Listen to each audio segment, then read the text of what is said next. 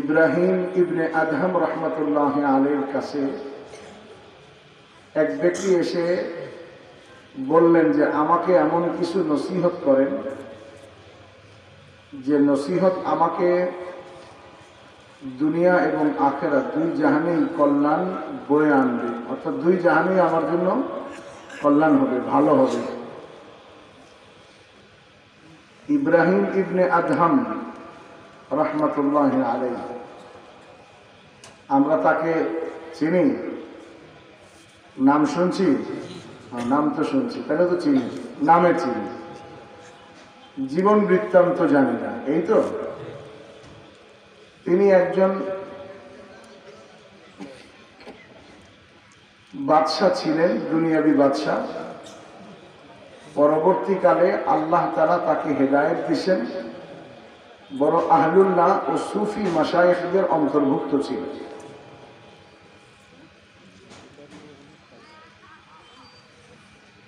ওনার নসিহত শোনার আগে কার নসিহত, এটা যদি তার মর্তবা থাকে তো নসিহত মানাটা বেশি কার্যকরী হয়। ইব্রাহিম ইবনে আদহাম দুনিয়াদার বাদশাহ ছিলেন, তো আল্লাহ তাআলা ইচ্ছা করছেন যে তাকে হেদায়েত দিবেন। তো উনি রাতের বেলা শুয়ে আছেন বিছানায়, তো শুনতে পাচ্ছেন ছাদের উপরে কে যেন পায়চারি করে, হাঁটে। উনি জিজ্ঞাসা করলেন, কে ওপরে, কে? ছাদের থেকে একজন আওয়াজ দিল যে আমি, আমার উট হারাই গেছে, উট তালাশ করতেছি। উনি বললেন যে রাতের বেলা, তাও ছাদের উপরে উট কি করে পাবে? ছাদে কি উঠ যায় নাকি?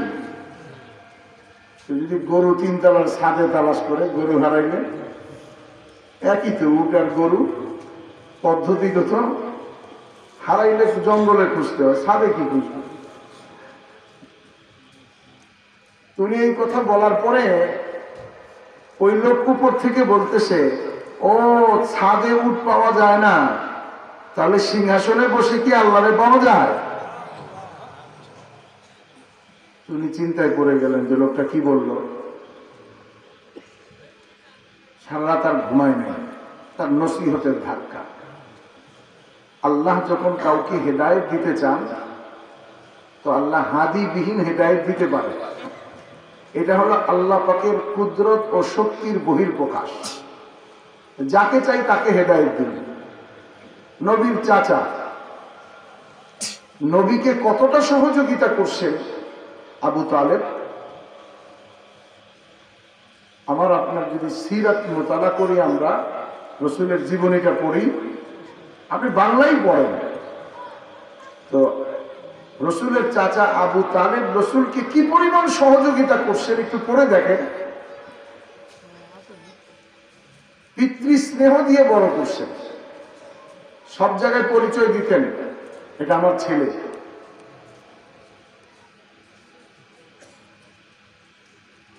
হুজুর একবার চাচার সাথে সামদেশে যাচ্ছেন, পথিমধ্যে এক জায়গায়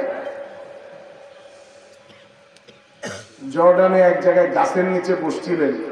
আপনারা শুনছেন সাহাবী গাছ এখনো আছে। আল্লাহ আমাকে ওই গাছের কাছে যাওয়ার সুযোগ দিয়েছেন। জর্ডান এখনো সেই গাছটা আছে, 100 কিলোমিটারের মধ্যে কিচ্ছু নাই, কিন্তু এই গাছটার ছায়া এতখানি, যদি গাছের মূলটা, যে গাছটা, মূল গাছটা যদি মাঝখানে হয়, ছায়া প্রায় প্যান্ডেল বরাবর। 1500 বছর পুরনো গাছ, পাতা দেখলে সতেজ, কিন্তু তার শরীরটা দেখলে বোঝা যায় সে 1000 বছরের শরীর। তো রসুল একবার তার চাচার সাথে সফরে যাচ্ছেন, রাস্তায় এক জায়গায় বসছেন, এক পাদ্রী চোখ করছে, জিজ্ঞাসা করছে এই ছেলে কার? আবু তালেব বলছে আমার। বলে আমার এলেম আমাকে যদি প্রতারিত না করে, এই ছেলের বাপ তো থাকার কথা না। আপনি ঠিক বলছেন, এর বাপ নাই, আমি চাচা, তবে বাপের মতোই তাকে ভালোবাসে। বলে সত্যিই যদি হয় তাহলে ফেরত নিয়ে যান, ইহুদিরা জানলে একে কতল করে ফেলবে বা কষ্ট পৌঁছাবে। একবার নবুয়ত প্রাপ্তির পরে মক্কাতে যখন হুজুর দাওয়াতের কাজ করছিলেন, মক্কার সমস্ত কাফের মুশরিকরা একত্রিত হয়ে এরকম জমা হয়েছে আবু তালেবের বাড়িতে।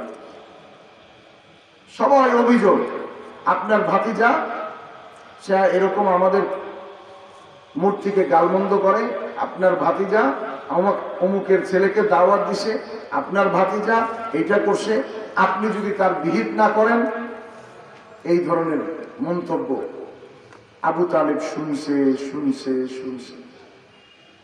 সবার কথা শুনে বলছে মোহাম্মদকে ডাকা। হুজুর সাল্লাল্লাহু আলাইহি ওয়াসাল্লামকে ডাকা হয়েছে। হুজুর খুব ভয়ার্থ অবস্থা আসছেন, আম্মা নাই, আব্বা নাই, স্নেহের কোনো হাত তো আমার মাথায় দেওয়ার মতো আমার অভিভাবক কেউ নাই।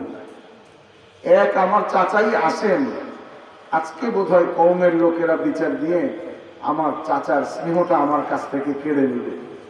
চাচাও বোধহয় আমাকে আজকে বাড়ি থেকে বের করে দেবে। খুব মনক্ষুণ্ণ অবস্থায় গেছি। হুজুর দরজার পিছনে বসছে, চাচা ডাকছে কাছে আসে, কওমের লোকেরা তোমার বিরুদ্ধে অভিযোগ করতেছে। লম্বা ঘটনা হয়েছে। এরপরে চাচা বলতেছে, সবাই চলে যাওয়ার পরে মোহাম্মদ তুমি তোমার কাজ চালায় যাও, যতদিন আমি জীবিত আছি তোমাকে কেউ টোকাও দিতে পারবে না, তুমি তোমার কাজ করো। কিন্তু আল্লাহ তাকে হেদায়েত দেন।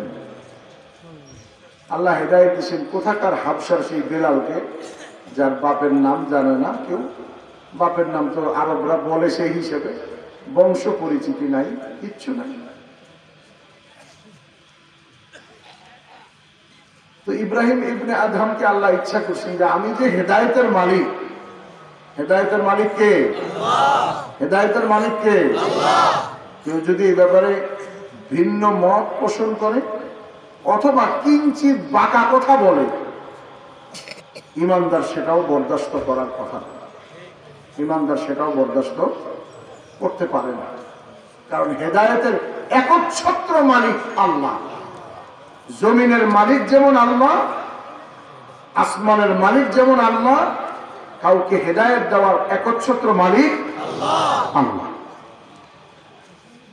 যদি হেদায়েত কোনো মানুষের হাতে হইতো এবং হেদায়েত পরিশ্রম মেহনত করলেই হইতো, তাহলে মুহাম্মদ সাল্লাল্লাহু আলাইহি ওয়াসাল্লাম যে পরিমাণ পরিশ্রম, দোয়া এবং দাওয়াত, আন্তরিকতা, ইখলাস তার চাচার উপরে প্রয়োগ করছেন, পৃথিবীতে কোনো আদম সন্তানের উপরে এতটা দরদ প্রয়োগ করতে পারবে না।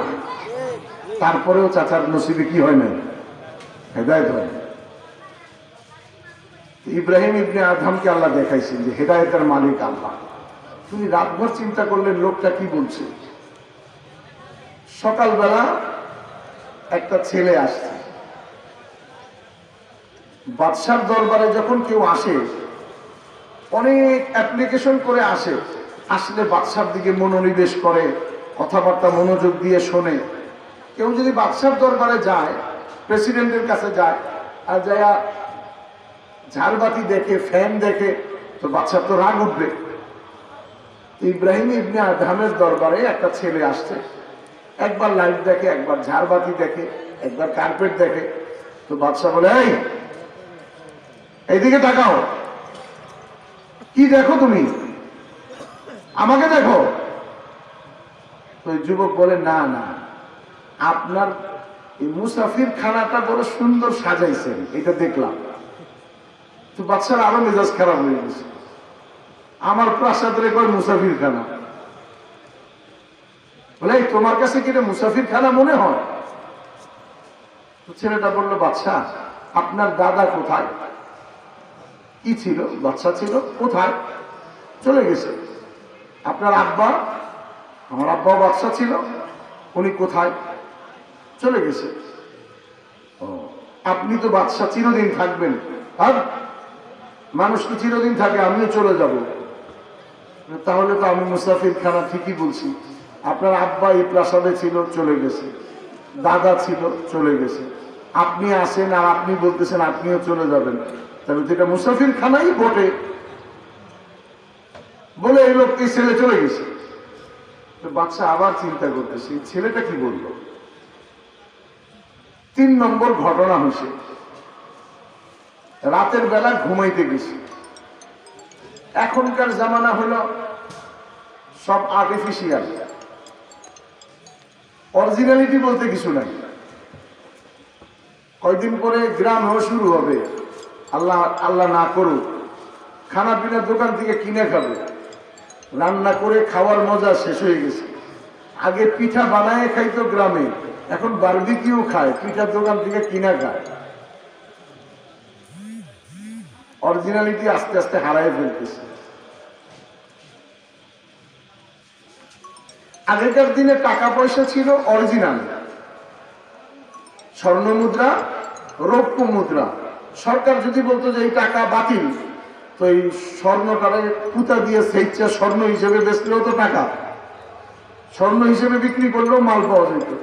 এখনকার কাগজের নোট 100 টাকা, কালকে আজকে রাত্রে যদি গভর্নমেন্ট এলান করে 100 টাকা নোট বাতিল, কালকে সকালে এটা দিয়ে একটা পানের খিল্লি পাওয়া যাবে না, কিচ্ছুই পাবে না, সব আর্টিফিশিয়াল। তো ইব্রাহিম ইবনে আদহাম তখনকার সুখে বাদশাদের সুখটা ছিল অরিজিনালিটি। এখন যেমন স্প্রে করে, লেবুর স্প্রে, লেবু নাই লেবুর স্প্রে করে, গোলাপ নাই গোলাপের স্প্রে করে, ঘ্রাণ নাই, 5 মিনিট পরে শেষ। ইব্রাহিম ইবনে আদহামের জন্য এক মালি প্রতিদিন বাগান থেকে অনেকগুলি গোলাপ আনতো, ছিঁড়ে ছিঁড়ে ছিঁড়ে ছিঁড়ে, গোলাপের পাপড়ি আছে যে পাতা, এই পাপড়ি পুরা বিছানায় বিছাইতো, আর বাদশাহ গোলাপের পাপড়ির উপরে ঘুমাইতো। কেন? বলে গোলাপের পাপড়িতে শুইলে বিছানা আরামদায়ক হইতো, আর এপাশ ওপাশ করলে গোলাপের ঘ্রাণ পাইতো। তো যে বাদীটা বিছানা বিছাইতো, ওই বাদী একদিন চিন্তা করলো যে ডেইলি আমি বিছনা রেডি করি, বাদশা ঘুমায়, শুইতে কেমন লাগে আমি তো জানি না, আজকে একটু বাদশা আসতে তো দেরি আছে, একটু শুই, 5 মিনিট শুয়ে দেখি।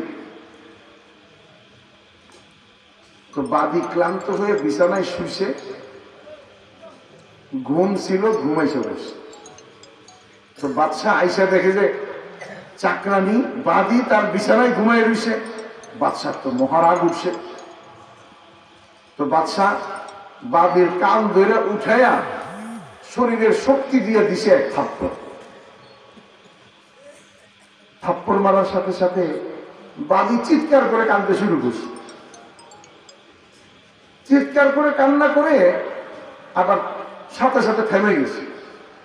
তো নিয়ম হলো কান্না শুরু করতে একটু সময় লাগে, আবার থামাইতেও একটু সময় লাগে। প্রথমে জোরে আওয়াজ বন্ধ হয়, এরপরে ফুপাইতে থাকে, চোখ মুছতে থাকে, এ পট করে কাইন্দা পট করে একদম ভালো হয়ে গেছে। তো বাদশাহ কি ব্যাপার, তুমি এরকম কান্না কেন? আপনি মারছেন এই জন্য কাঁদছি। তাহলে এরকম পট করে থেমে গেলা? থামছি একটা কথা চিন্তা করে। কি চিন্তা করে? আপনি রাগ করবেন না তো?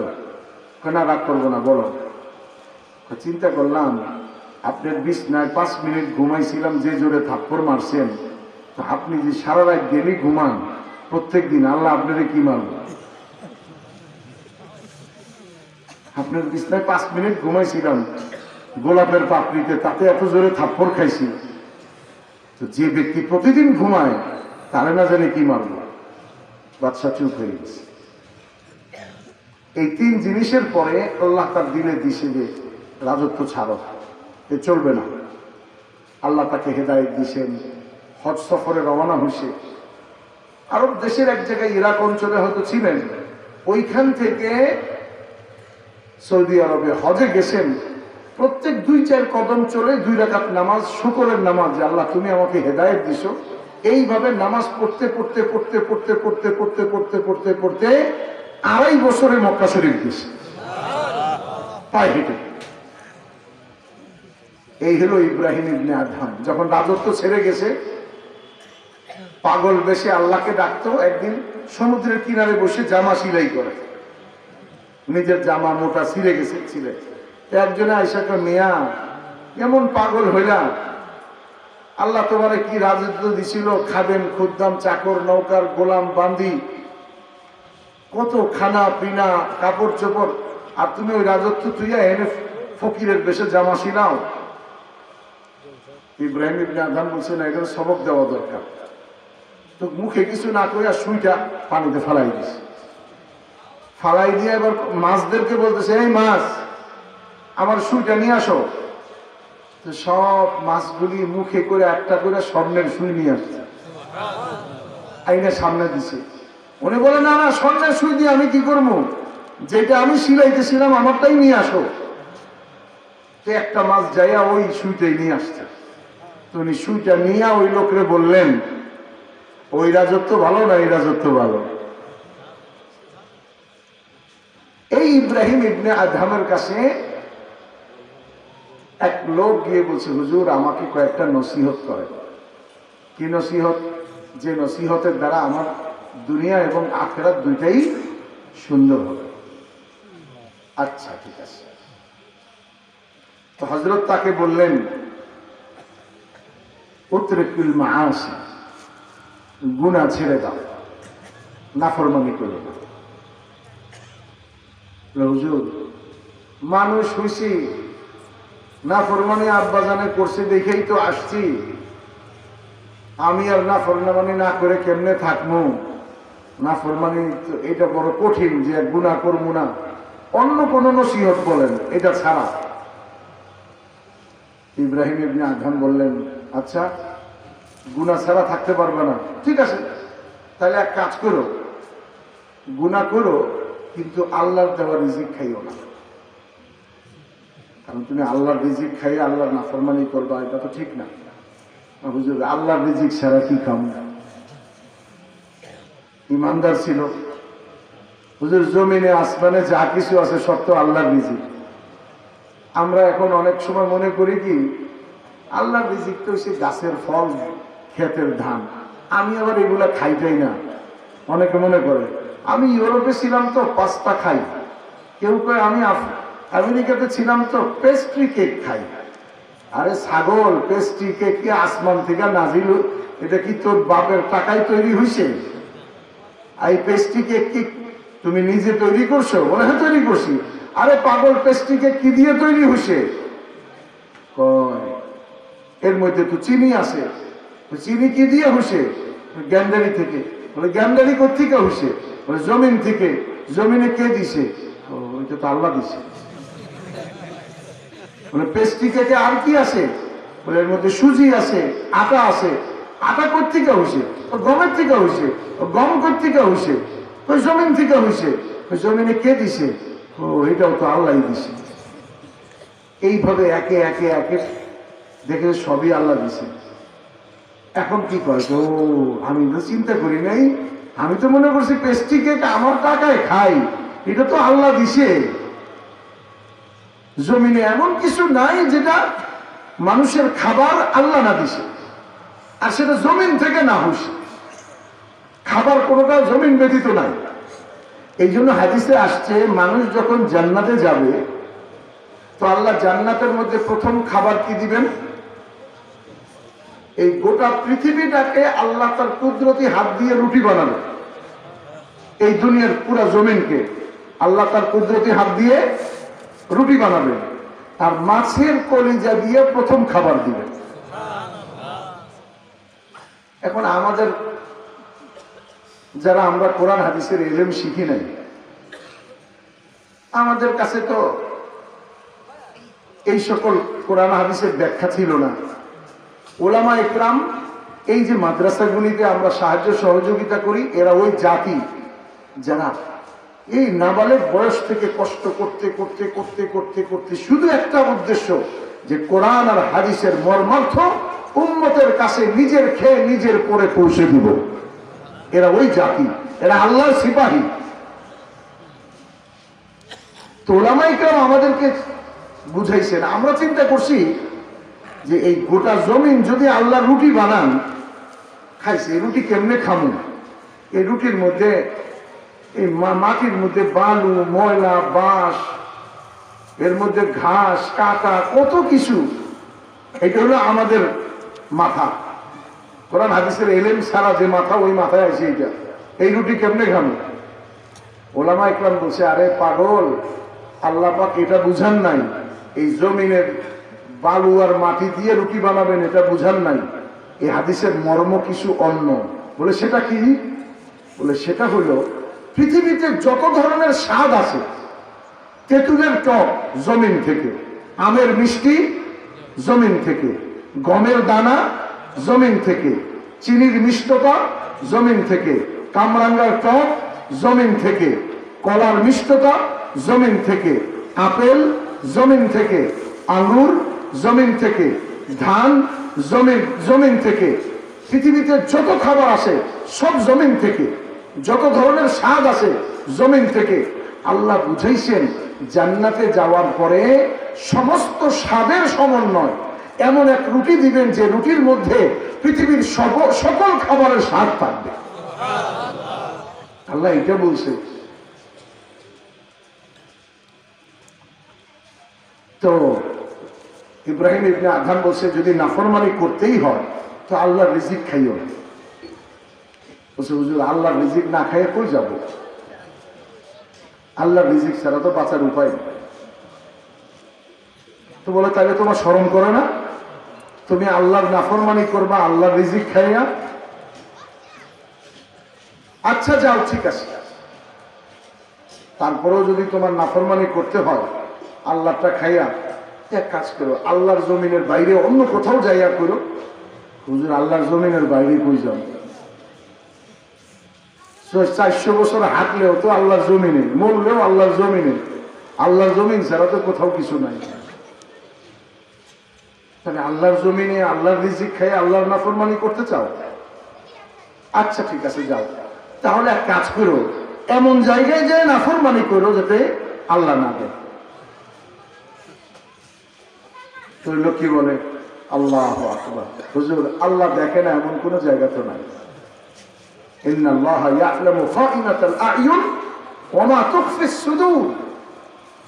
আল্লাহ তো অন্তরের লুকানো কথাকেও দেখেন, জানেন, বুঝেন, শুনেন। একবার সাহাবাদের এক জামাতকে হুজুর জিহাদে রওনা করছেন। তো প্রত্যেককে একটা ব্যাগের মধ্যে 1 কেজি পরিমাণ বা তার চেয়ে একটু কম বেশি খেজুর তোষা স্বরূপ দিতেছে। এখান থেকে নেয় আর দেয়। একজন সাহাবী সিরিয়ালে ছিল কিন্তু একটু আগে বেড়ে গেছে, হুজুর মিয়া পিছনের জনকে দিছে। প্রমাণ হলো হুজুর গায়েব জানেন না, গায়েব জানলে তো তারই দিতেন। হুজুর বুঝতে পারেন না যে সে পায় না। তো সাহাবী আগে বেড়ে গেছে, লজ্জায় আর বলেও নাই যে হুজুর আমি খেজুর পাই নাই। এখন জামাত রওনা হয়ে গেছে, সাহাবীও রওনা হয়ে গেছে। তো পথ চলতে চলতে চিন্তা করতেছে, আল্লাহ সবার খিদা লাগলে খেজুর খাইব, আমি কি খামু? তো নিজে নিজে বলে, অসুবিধা নেই, সবাই খেজুর খাবে, আমি তাসবিহ পড়বো, সুবহানাল্লাহ, আলহামদুলিল্লাহ, লা ইলাহা ইল্লাল্লাহ। আল্লাহ যেহেতু সমস্ত মাখলুককে তাসবিহ দিয়ে রিজিক দেন, সমস্ত মাখলুকাত আল্লাহ তাসবিহ আদায় করে। ওয়া ইন মিন শাইইন ইল্লা ইউসাব্বিহু বিহামদিহি। তো উনি চিন্তা করলেন, আমিও রিজিক তাসবিহ পড়ব, আল্লাহ দিবে। এদিকে হুজুর সাল্লাল্লাহু আলাইহি ওয়াসাল্লামের কাছে জিবরাইল আসছে, আয়েশা বলছে, হুজুর হুদায়র নামক একজনকে আপনি খেজুর দেন নাই, তাড়াতাড়ি তার জন্য খেজুর পাঠান। তো রাসূলুল্লাহ সাল্লাল্লাহু আলাইহি ওয়াসাল্লাম একটা খেজুরের তোষা ব্যাগ একজনকে দিয়ে বলছে, তাড়াতাড়ি যাও, এটা ওই কাফেলার মধ্যে হুদায়র আছে, হুদায়র, হা দাল ইয়া র, হুদায়রকে নিয়ে দিয়ে আসো, দেখো কি বলে। তো ওই সাহাবী নিয়ে বলছে, মানিল হুদায়ের, হুদায়ের কে? আনা, আমি। খুদ আতাকা রাসূলুল্লাহ সাল্লাল্লাহু আলাইহি ওয়াসাল্লাম, তোমাকে হুজুর এই খেজুর দিছে। তো খেজুরটা হাতে নিছে, নিয়ে হুদায়ের চিন্তা করে হুজুর দেন নাই, হুজুর দিলে তো আমার ওই সময় দিত, হুজুর যদি আমাকে দিতেন তো ওই সময় সিরিয়ালের মধ্যেই দিতেন, নিশ্চয়ই এটা হুজুরকে আল্লাহ জানাই দিছেন। এই জন্য হুদায়ের খেজুরটা হাতে নিয়ে আকাশের দিকে তাকাইছে। আয় সাত আসমানের উপরের মালিক, তুমি আসমানের ওপর থেকে পৃথিবীর কোটি কোটি মানুষের মধ্যে আমার মতো আদনা হুদায়েরকে ভুলো নাই, তুমি আমার জন্য খেজুর পাঠাইছো, তুমি আমাকে তৌফিক দিও, আমিও যাতে মৃত্যু পর্যন্ত কোনোদিন তোমাকে ভুলে না যাই। তো আল্লাহ তো সবকিছু দেখেন, আল্লাহ থেকে তো কোনো কিছু গোপন নাই। হুজুরের চাচা আব্বাস রাদিয়াল্লাহু তাআলা বদরের যুদ্ধে মুসলমানদের বিপক্ষে আসতে কাফেরদের পক্ষে ধরা খেয়ে গেছে। আসার আগে রাতের অন্ধকারে স্ত্রী উম্মে ফজলকে কিছু টাকা পয়সা দিয়ে এসে বলছে, যুদ্ধে যাইতেছি, বাঁচি না মরি বলা যায় না, এগুলা রাখো, মরে গেলে কামে লাগাইও। এদিকে যুদ্ধে উনি গ্রেফতার হয়ে গেছে, সিদ্ধান্ত হয়েছে মুক্তিপণ দিয়ে মুক্ত হবে। তো সবার কাছে বলা হইতেছে মুক্তিপণ দেন।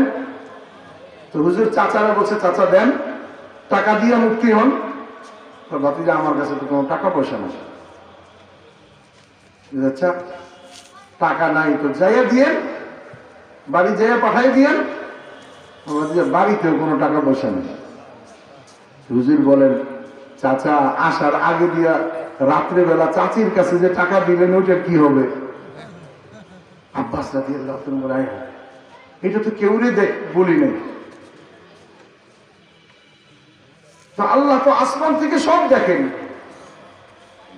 লোকমান হাকিম তার ছেলেকে বলছে, বেটা, ইয়া বুনাই ইন্নাহা ইন তাকু মিসকালা হাববাতিন মিন খারদাল, যদি একটা রায়ের দানা, একটা অণু পরিমাণ বস্তু তার সাথে তোমার আমলের সম্পৃক্ততা থাকে, আর আল্লাহ পাক কিয়ামতের দিন চান ইয়াতি বিহাল্লাহ, তোমার সামনে সেটাকে উপস্থিত করবেন, ইন্নাল্লাহ লাতীফুন খবীর, আল্লাহ বড় সূক্ষ্ম থেকে সূক্ষ্ম খবর রাখনেওয়ালা। যদি একটা বালু কণা, একটা অণু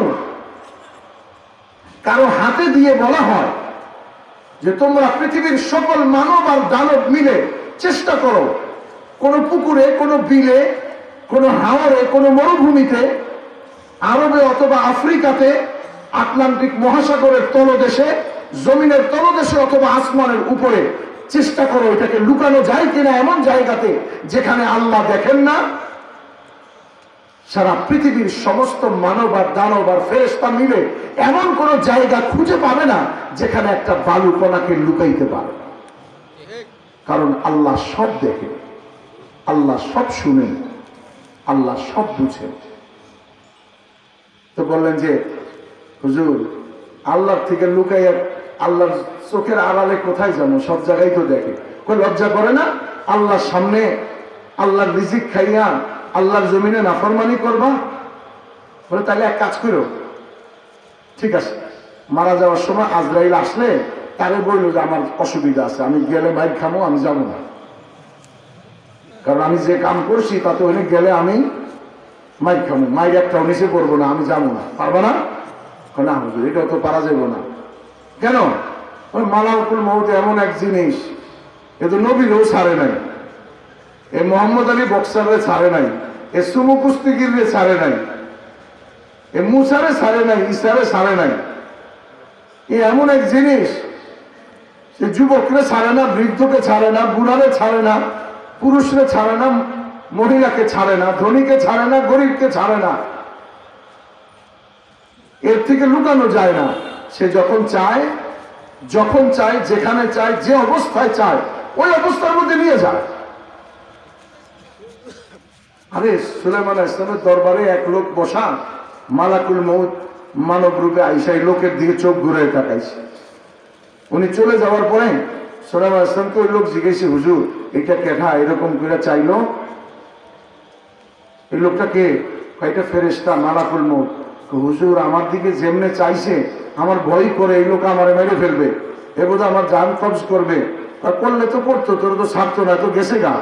না না, তাও আপনি এক কাম করেন, বাতাস আপনার কথা শুনে, জিন আপনার কথা শুনে আমারে কোনোভাবে দূরে কোনো দ্বীপে ফলাই দেন, আমি খুব ভয় ঢুকছে, আমি এনে থাকতেই পারবো না। আচ্ছা ঠিক আছে। বাতাসের হুকুম দিছে, তো বাতাস নিয়ে তাকে দূরবর্তী এক দ্বীপে ফলাই দিচ্ছে। কিছুদিন পরে মালাকুল মউত আবার যখন আসছে, তো জিবরাইল সাল্লাল্লাহু আলাইহি ওয়াসাল্লাম জিজ্ঞাসা করছে মালাকুল মউতকে, আজরাইলকে, কি ব্যাপার আপনি ওই দিন ওই লোকের দিকে এমন গোড়ায় তাকাইছেন কেন?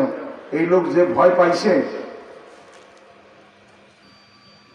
বলে হুজুর আল্লাহ তাআলা, আল্লাহর নবী, আল্লাহ তাআলা আমাকে নির্দেশ দিয়েছেন এই লোকের জান কবজ করার জন্য অনেক দূরে দ্বীপাঞ্চলে, কিন্তু আমি বারবার তার তাকায় দেখতেছিলাম এই লোক এখানে বসা, টাইম তো হয়ে আইছে, কয়েক মিনিট বাকি আছে, এখানে বসে বসে এই জন্য আমি চোখ ঘুরায় তাকাইছি, জিনিস কি এইটাই না আর একটা জমস পিস কিনা, এই জন্য ভালো করে তাকাইছি ঘোরায়া, দেখি না এইটাই তো। আল্লাহ তো এইটার জানে নিতে খুশি। পরে আবার চিন্তা করলাম থাক, কিছু করে লাভ নাই, আমারে আল্লাহ যা করতে খুশি আমি তাই করি। আমি চলে গেছি, যাই দেখি ওইখানে ঠিকই আছে। সাল্লাল্লাহু আলাইহি ওয়াসাল্লাম বলতেছে, হ্যাঁ ও তো আমার কাছে বলছে, আমি ওর ওই জায়গায় পৌঁছাই দিছি।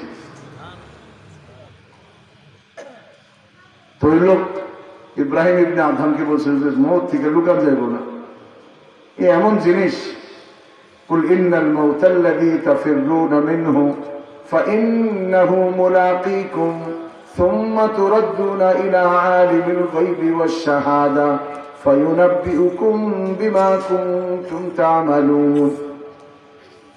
তো ইব্রাহিম ইবনে আদহাম বলে, তাহলে এক কাজ করো, বাঁচতেও যখন পারবে না তাহলে কবরে ভালো করে মুনকার নাকিরকে ঠেকাইতে পারবে না? না এটাও পারা যাবে না। শেষ একটা কাম যদি করতে পারো তো বলে, যখন তোমার জাহান্নামে টাইনা নিবে তখন খুব শক্ত হয়ে থাকবা, বলবো আমি জানো না। হুজুর ফেরেশতার সাথে তো পারা যাবে না, ফেরেশতা অনেক শক্তি ধর, আল্লাহ তারে মাখলুক বড় শক্তি দিয়ে বানাইছে। কত শক্তি! ফেরেশতাদের মধ্যে একজন ফেরেশতার নাম জিবরাইল।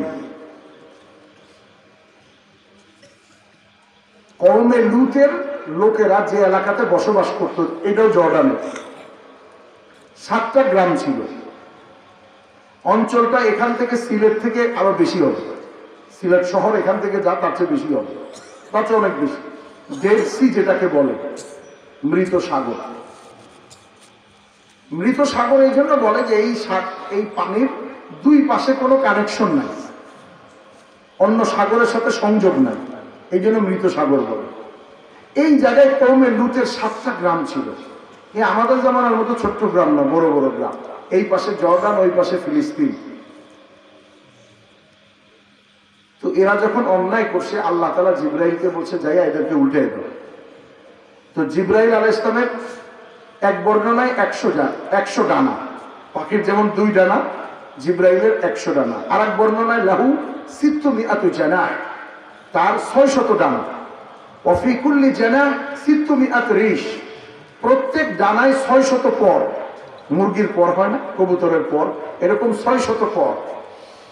আচ্ছা, একটা পরের মধ্যে আল্লাহ কি শক্তি দিয়েছেন যে একটা পরের অগ্রভাগ দিয়া এই 7 গ্রামকে কোদালের মতো, বেলচার মতো মাটির তলদেশ থেকে এই 7 গ্রামের জমিন সহ, পাহাড় সহ, মানুষ সহ, বসবাসের বাড়ি সহ আসমান পর্যন্ত মিশে, হাত্তা সামিআ আহলুস সামাই সাওতা দিকিহিম ওয়া কালবিহিম, আসমানবাসীরা ওই সকল গ্রামের কুকুর মুরগির ডাক পর্যন্ত শুনতে পাইছে।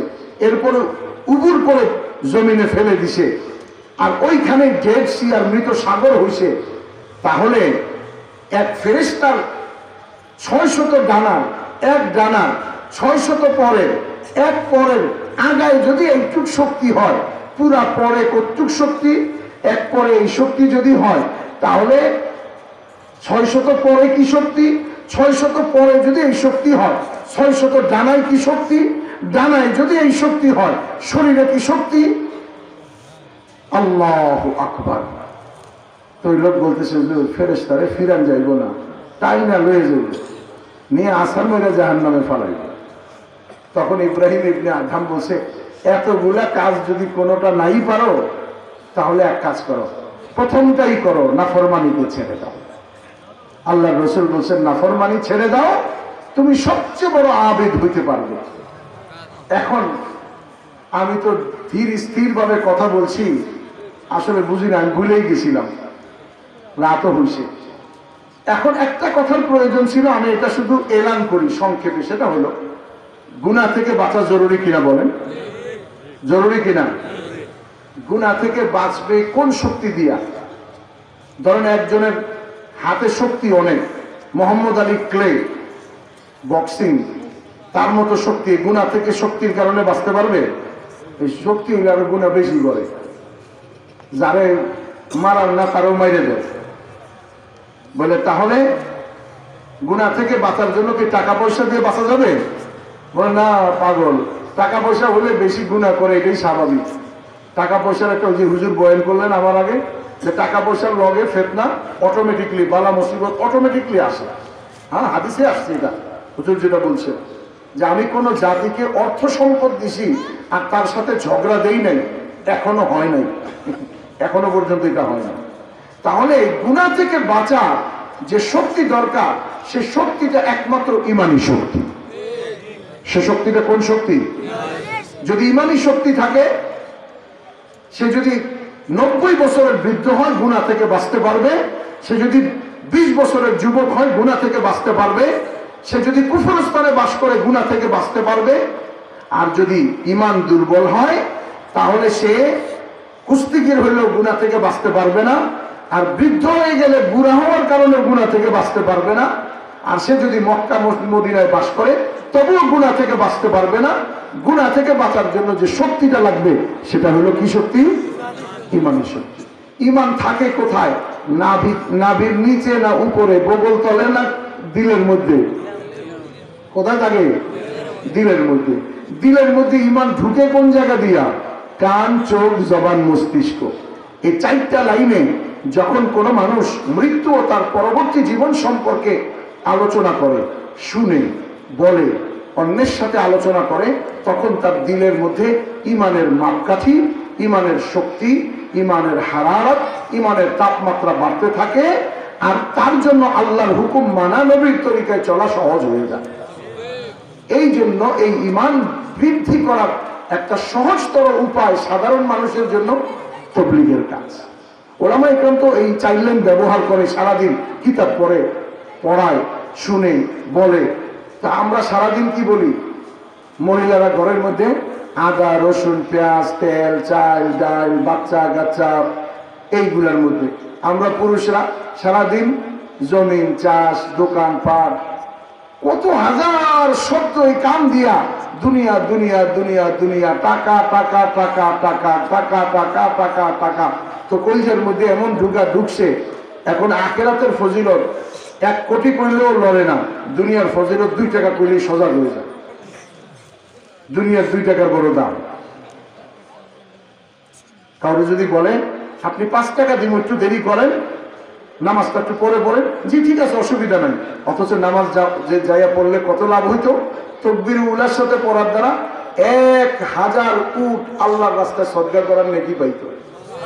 দাঁড়ায় কেরাতের প্রতি অক্ষরে 100 নেকি পাইতো। রুকুতে শরীর বরাবর স্বর্ণ আল্লাহর রাস্তায় সদকা করার নেকি পাইতো। আর সেজদায় গেলে পরে সে আল্লাহর পায়ে লুটায়ে পড়তো। আস-সাজিদু ইয়াসজুদু বাইনা কদামাইর রহমান, সেজদা করনেওয়ালা আল্লাহর 2 পায়ের মাঝখানে সেজদা করে। সাজদাতুন ওয়াহিদাতুন খায়রুম মিম্মা তালাআত আলাইহি শামস, এক সেজদা জমিনের সকল বস্তু যার উপরে সূর্যের আলো পড়ে, ওই সকল বস্তুর চেয়ে একটা সেজদার দাম বেশি। কিন্তু এই দামটা সুবহানাল্লাহ বললেই যে সেজদা করা যাবে তা নয়। ভিতরে ইমানি শক্তিটাকে বাড়াইবার জন্য পরিশ্রম, মেহনত করতে হবে, জানমাল সময় দিতে হবে। সহজতর মেহনত হলো তাবলীগের কাজ। তবে এটা খেয়াল রাখতে হবে, তাবলীগের কাজ আমার মন মতো করলেও হবে না, আপনার মন মতো করলেও হবে না।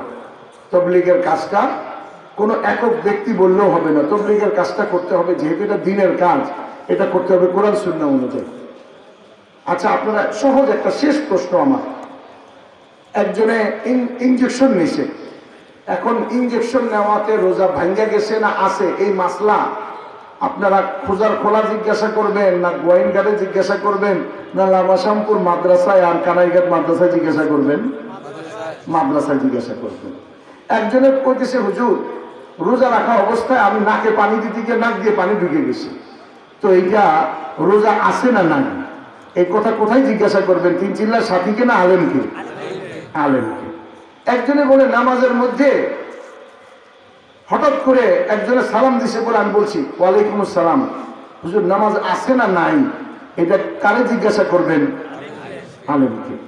তো নামাজ যেমন দিন, এর মাসলা জিজ্ঞেস করতে হবে আলেমকে। হজ যেমন দিন, এর মাসলা জিজ্ঞেস করতে হবে আলেমকে। রোজা যেমন দিন, এর মাসলা জিজ্ঞাসা করতে হবে আলেমকে। সুতরাং তবলিগ কি দিন না? তবলিগও দিন। এটাও ওলামায়ে কেরাম যেভাবে বলে ওইভাবেই করতে হবে। সুতরাং এখন আমার শেষ জিনিস শুধু আপনাদের কাছে নিয়ত করানো, ফাজাইলে আমাল, ফাজাইলে সাদাকা, এই দুই কিতাবের তালিম মসজিদে হয়, প্রতিদিন ওই তালিমে বসবো। কার কার নিয়ত আছে? আল্লাহ সবাইকে তৌফিক দেন। ওই দুই কিতাবের তালিম আমাদের ঘরে আম্মা আব্বা ভাই বোন বিবি বাচ্চাকে নিয়ে করব। কার কার নিয়ত আছে? আল্লাহ সবাইকে তৌফিক দান করেন। আমাদের মসজিদে প্রত্যেকটা বালেক পুরুষ জামাতের সাথে নামাজ পড়ুক, কেউ আল্লাহর নাফরমানি না করুক, আসমান থেকে রহমত বরকত শান্তি আসুক, আমরা সবাই চাই না? এই জন্য সবাইকে আল্লাহর দিকে ডাকার জন্য তৈরি আসি না? এটাকেই গাস্ত বলে, অন্যকে গাস্ত করে মসজিদে নিয়ে আসবো। তৈরি আসি না ইনশাআল্লাহ? মাসে 3 দিন চেষ্টা করব আল্লাহর রাস্তায় যাইতে, 27 দিন দুনিয়ার কাজ করব। তৈরি আসি না ইনশাআল্লাহ? আল্লাহ পাক আমাকে আপনাকে সকলকে আমল করার তৌফিক দান করেন। ওয়া আখির দাওয়ানা আনিল হামদুলিল্লাহি রাব্বিল আলামিন। اللهم صل على محمد النبي الأمي وعلى آله وسلم تسليما. اللهم لك الحمد كله ولك الشكر كله بيدك الخير كله إنك على كل شيء قدير. اللهم وفقنا لما تحب وترضى واجعل آخرتنا خيرا من الأولى. اللهم اهدنا واهد بنا واهد الناس جميعا واجعلنا سببا لمن اهتدى. اللهم إنك عفو كريم تحب العفو فاعف عنا يا كريم. হে আল্লাহ, আমরা গুনাহগার, সিয়াকার, খাতাকার, আমাদেরকে আপনি মাফ করে দেন। হে আল্লাহ, দীর্ঘ সময় দিনে আলোচনা হয়েছে, অনেক ওলামায়ে কেরাম আলোচনা করছেন। আল্লাহ, আমাদের সকলকে তার উপর আমল করার তৌফিক দেন, আমাদের অন্তরে হেদায়েতের নূর দেন, আমাদেরকে বদবখত বানাইয়েন না, আমাদেরকে নেক বখত বানাইয়ে দেন, আমাদের দিলে ইমানের নূর দেন, হেদায়েতের নূর দেন। আল্লাহ, আপনার মহব্বত দেন। আল্লাহ, আমরা বিবি বাচ্চাকে, কোলের সন্তানকে যত মহব্বত করি, আমার কোলের সন্তানটাকে যদি কোথাও দেখি হারিয়ে গেছে আর চিৎকার করে রাস্তায় বাবা বাবা বলে কাঁদতেছে, আল্লাহ আমার দিলে যত ব্যথা লাগে। আল্লাহ, আপনি তো আমার বাচ্চার চেয়ে আমাকে বেশি মহব্বত করেন, আমাদেরকে আল্লাহ আপনাকে ওরকম মহব্বত করার তৌফিক দান করেন। আল্লাহ, আপনার মহব্বত আমাদের দিলের মধ্যে নসিব করেন, যাতে আপনার নাম শুনলে, মানুষ তার ছোট্ট বাচ্চার নাম শুনলে যেমন কলিজায় মহব্বত লাগে, তাকে জড়ায় ধরে কলিজার মধ্যে শীতলতা অনুভব করে, আল্লাহ আপনার নাম শুনলে যাতে আমাদের দিলের মধ্যে এরকম শান্তি অনুভব হয়। আল্লাহ আমাদেরকে ঈমান নসিব করেন, নেক আমল নসিব করেন, মাহফিলকে কামিয়াব করেন। আয় আল্লাহ, খাস করে এই মাদ্রাসাকে কবুল করেন। আয় আল্লাহ, এই মাদ্রাসাগুলি জনগণ যদিও সাহায্য করে তাদের উপকারার্থে, কিন্তু প্রকৃত পক্ষে এই মাদ্রাসাগুলির সব জরুরত তো আপনিই পুরা করেন, আপনার ভান্ডার থেকেই পুরা করেন। আয় আল্লাহ, এই মাদ্রাসাগুলির সমস্ত প্রয়োজন, লবণ থেকে কিতাব পর্যন্ত সব প্রয়োজন আল্লাহ আপনি আপনার খাজানা থেকে পুরা করেন। আল্লাহ, উস্তাদরা যারা সামান্য কয় টাকার ওজিফা, যা একটা রিক্সাওয়ালার কামাইয়ের চেয়েও কম, একটা দিন মজুরের কামাইয়ের চেয়েও কম টাকার উপরে, কয়টা ওজিফার উপরে ফজরের আগ থেকে মধ্যরাত পর্যন্ত বাচ্চাদের উপরে মেহনত করে, আল্লাহ এই ওস্তাদদের জরুরত আপনি গায়েব থেকে পুরা করেন। তাদেরকেও আল্লাহ আপনি বরকত দান করেন, তাদের জিন্দগির মধ্যে বরকত দান করেন, আমলের মধ্যে বরকত দান করেন। এই গ্রামের মধ্যে বরকত দান করেন। মা বোনরা যারা কথা শুনছেন তাদের জিন্দগিতে বরকত দেন, তাদেরকে বাচ্চাদেরকে আলেম বানাইবার তৌফিক দেন, তাদের ঘরের মধ্যে ঈমান আমলের জীবন যাপন, পর্দা পশিদার সাথে জীবন যাপনের তৌফিক দেন। এই আল্লাহ আপনার রহম করম দ্বারা আমাদের দোয়াকে কবুল ফরমান। বিরহমাতিকে আমিন।